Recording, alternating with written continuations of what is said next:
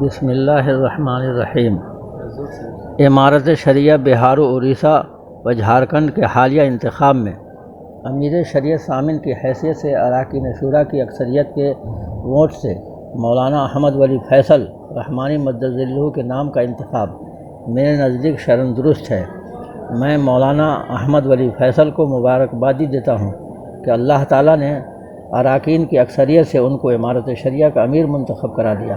اب ان سے گزارش ہے کہ اپنے آباء و اجداد کی روایات کو ملحوظ رکھ کر اپنے اسلاف کے چھیڑے ہوئے اور چھوڑے ہوئے کام کو پائے تکمیل تک پہنچائیں۔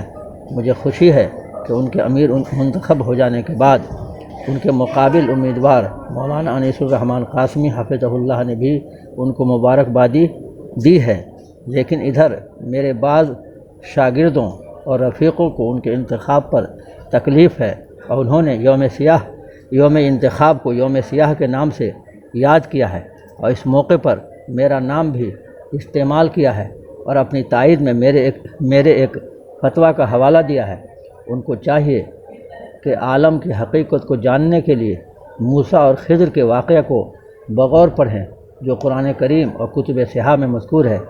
میرے فتویٰ کو مولانا احمد ولی فیصل کے خلاف استعمال کر کے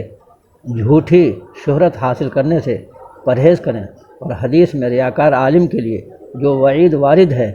اس کا مصداق بننے سے محفوظ رہیں۔ نیز قوم و ملت تو یوں ہی بہت سے مصائب میں مبتلا ہے، مزید اپنی تقریر و تحریر کے ذریعے سے نیا فتنہ برپا کرنے سے پرہیز کریں، کیونکہ قرآن کریم نے الفتنۃ اشد من القتل کہا ہے، للعاقل تکفیہ الاشارہ۔